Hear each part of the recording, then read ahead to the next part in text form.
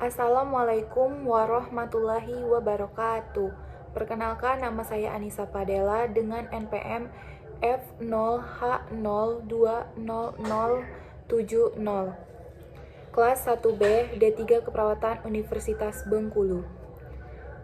Baiklah teman-teman, di pidato kali ini saya akan menyampaikan pidato dengan tema pendidikan di masa pandemi. Assalamualaikum warahmatullahi wabarakatuh.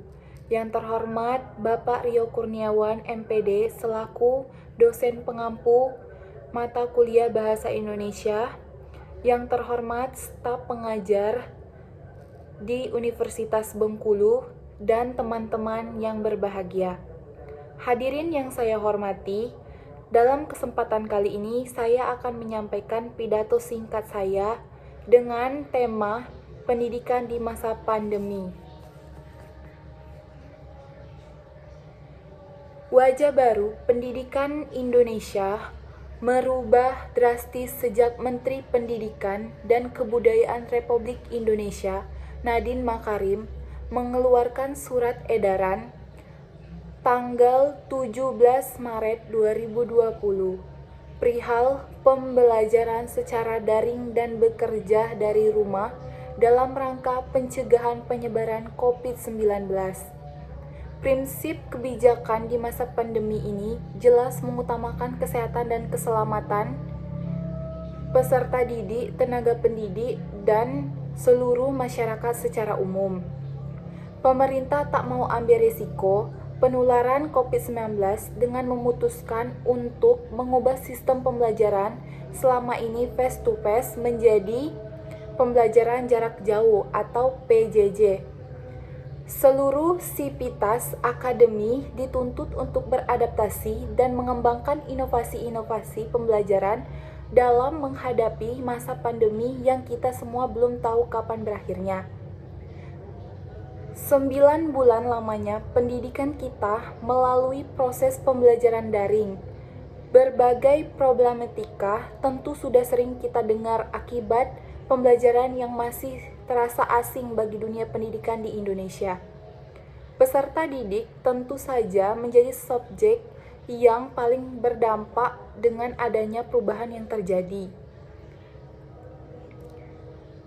Tak sedikit siswa yang merasa pembelajaran secara daring ini jauh dari kata efektif.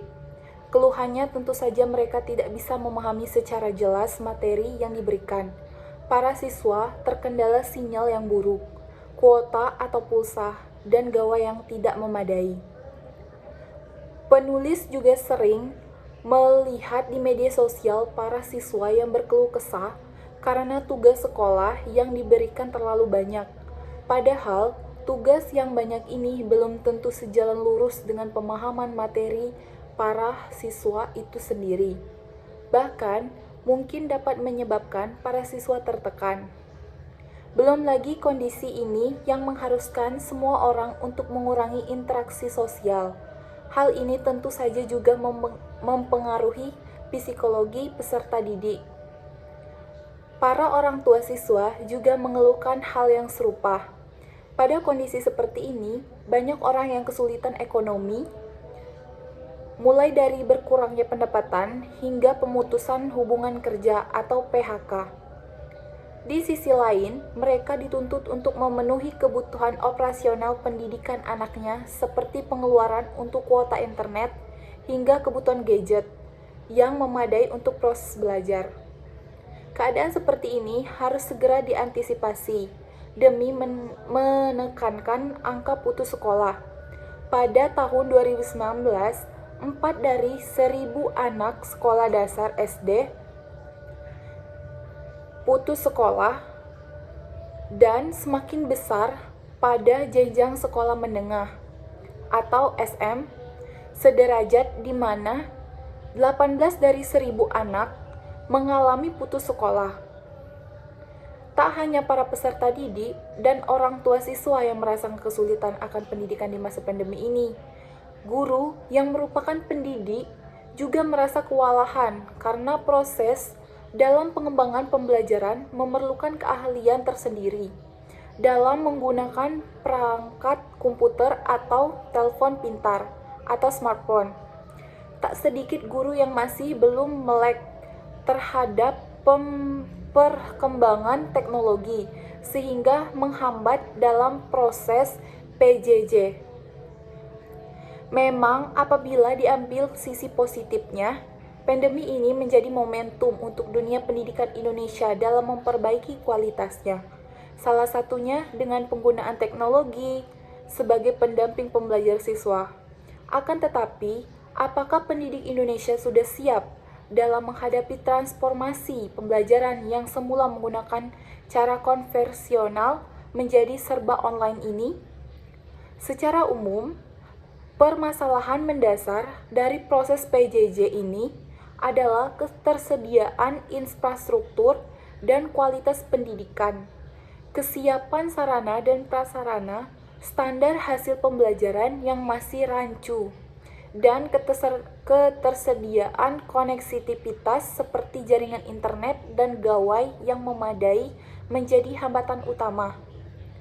Jangankan jaringan internet untuk mengakses pembelajaran jarak jauh, masih banyak pelajar di pelosok negeri ini yang belum mendapatkan akses listrik.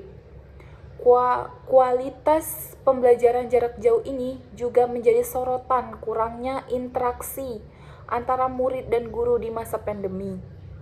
Menjadi salah satu penyebab yang dikhawatirkan dalam memperburuk kualitas pendidikan. Pemerintah melalui Kementerian Pendidikan dan Kebudayaan telah membuat berbagai kebijakan dalam menghadapi pendidikan di masa pandemi ini. Mulai dari kuota internet gratis bagi siswa dan guru, program belajar di rumah melalui siaran televisi nasional atau TVRI, dan mengeluarkan panduan pembelajaran bagi daerah-daerah yang berada pada zona hijau untuk melakukan pembelajaran tatap muka dengan tetap mengikuti protokol kesehatan yang sangat ketat. Kebijakan PJJ sepertinya masih akan terus dilaksanakan sebagai alternatif terbaik untuk menyelenggarakan pelaksanaan pembelajaran di masa pandemi COVID-19. Karena bagaimanapun kesehatan dan keselamatan seluruh peserta didik dan pendidik merupakan hal yang paling utama.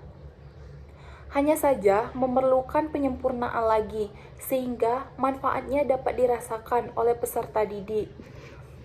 Kita semua berharap agar pandemi ini segera berakhir dan pendidikan dapat berjalan normal kembali seperti sedia kala.